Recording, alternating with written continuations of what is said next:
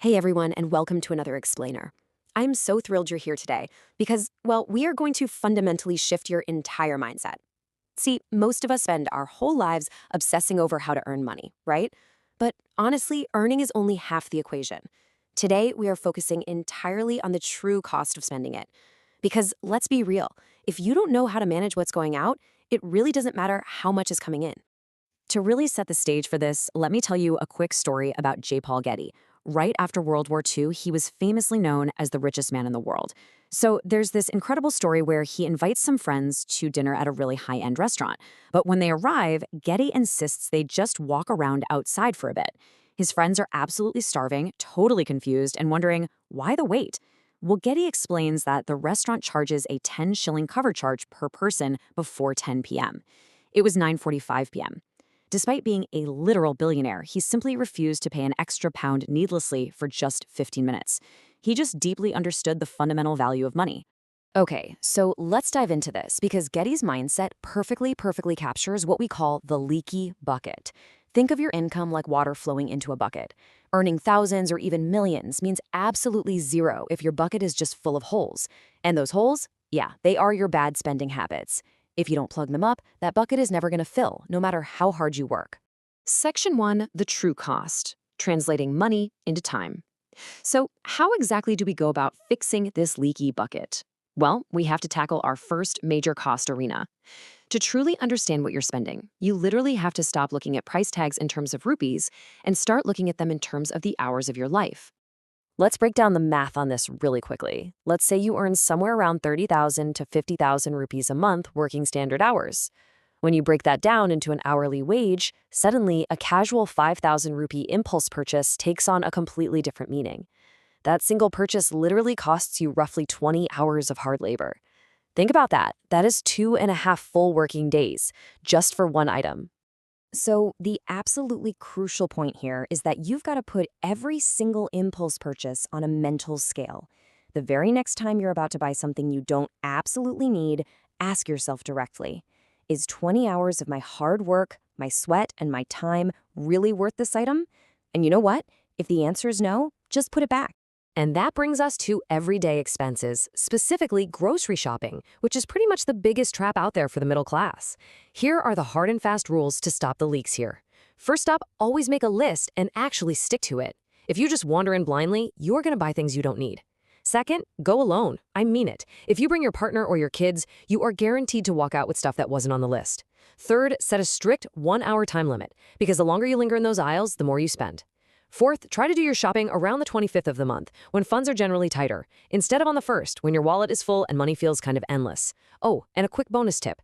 Never ever go shopping hungry, or you're easily going to waste 100 rupees on Haldiram snacks right at the checkout line. But hey, let me be perfectly clear about something. Saving money does not mean being cheap on the absolute necessities. There are 3 things you should never, ever cut costs on: your health, your education, and your food. Look, if you eat cheap, unhealthy food just to save a few bucks today, you're going to end up in the hospital later, and one medical emergency will completely wipe out all those savings. Similarly, if you skip out on investing in your education, you're literally losing out on the highest return investment of your life. So please, do not confuse cost-cutting with compromising your future. Section 2, rules for big purchases, navigating taxes, insurance, and cars. All right, let's move on from daily expenses to the really massive financial commitments. Believe it or not, taxes are likely going to be the biggest expense of your entire life. Now, this requires legal planning with a professional. Not tax evasion, obviously, but smart, strategic planning. And one of the most powerful tools the government gives you to manage this is insurance. But watch out, because there is a massive trap right here. You have pure term insurance on one side and money-back plans on the other. Rule number 1, never mix insurance with investments. A money-back policy is going to charge you 10 to 20 times more in premiums. Actually, if you use comparison platforms like Policy Bazaar, where you can easily check over 20 companies against each other, you can secure a pure 1 crore rupee term life cover for as little as 473 rupees a month. It's wild. And that brilliantly highlights the golden rule of insurance. Keep it totally separate from your investments, only buy term plans, and make absolutely sure your life coverage is at least 10 times your annual income. Doing this protects your family perfectly without completely draining your monthly cash flow into overpriced money-back premiums. Okay, now we're going to solve one of the absolute biggest financial mistakes people make, which is buying a car. So many people see their neighbors pull up in a brand new ride and immediately jump into massive debt just to keep up appearances. But before you even think about buying, you have to memorize the 24-10 rule. Seriously, this is the ultimate formula to buy a vehicle without going completely broke. Here is exactly how the rule works. First, you've got to put down a minimum of 20% of the car's total price as a down payment. Second, your loan term should never, ever exceed 4 years. Dealerships are totally going to try to push a 7-year loan on you to make the monthly payment look lower, but don't fall for it. The interest over 7 years will absolutely destroy your wealth. And third, the EMI, your monthly payment, must never exceed 10% of your monthly income, period. If you make 1 lakh a month, your car payment cannot be more than 10,000 rupees. And there's actually a secondary cap to this whole thing. It's the 50% rule. The total price of the car should never be more than half of what you make in an entire year. So if your total annual income is 20 lakhs, the absolute maximum you should ever spend on a car is 10 lakhs. Follow this to the letter, and I promise you a car will never be a financial burden. Section 3. One habit, 2 crores. The shocking cost of a daily vice. Let's shift the narrative for a second to the concept of opportunity cost. We've talked a lot about what you buy, but what about your habits? Prepare yourself, because we're about to look at how a single, seemingly small daily vice can quite literally destroy a fortune. Let's run the compounding math on this. Say you have a smoking habit, right? And it costs you just 100 rupees a day. Doesn't sound like much, but over a year, that's roughly 40,000 rupees literally going up in smoke. Now, what if you stopped smoking and instead invested that 40,000 rupees every single year into a simple mutual fund, growing at a modest 10%? By year 1, you've got 44,000. You keep adding your saved cigarette money. By year 34, that daily 100 rupee habit has exploded into 1 crore rupees. And by year 40, you are sitting on over 2.14 crores. A 100 rupee a day habit isn't just bad for your lungs, it is costing you over 2 crores in lost wealth over your lifetime. Just dropping one single bad habit can literally make you a multi-crorepati. It's mind-blowing. Section 4. The debt of ego. Borrowing to impress.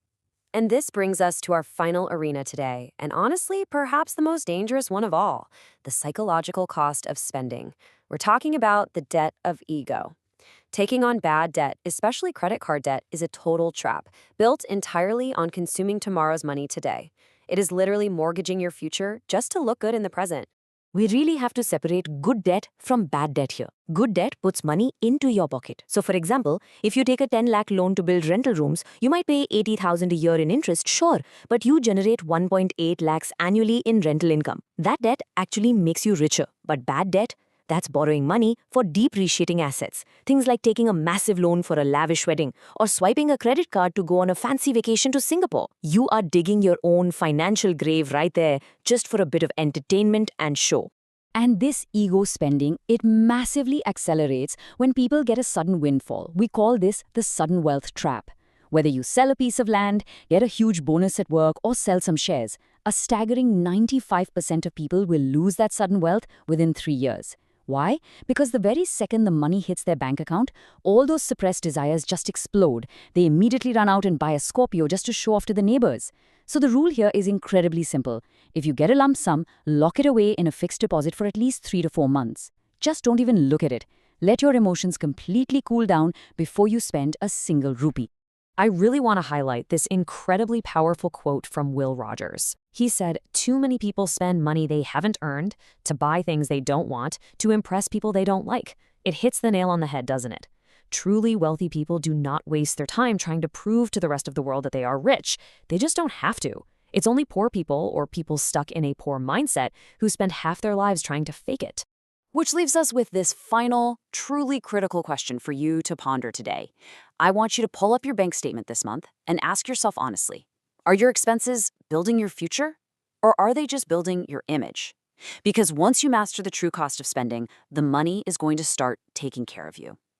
Thank you so much for joining me on this explainer. Keep learning, keep questioning those habits, and I will see you next time.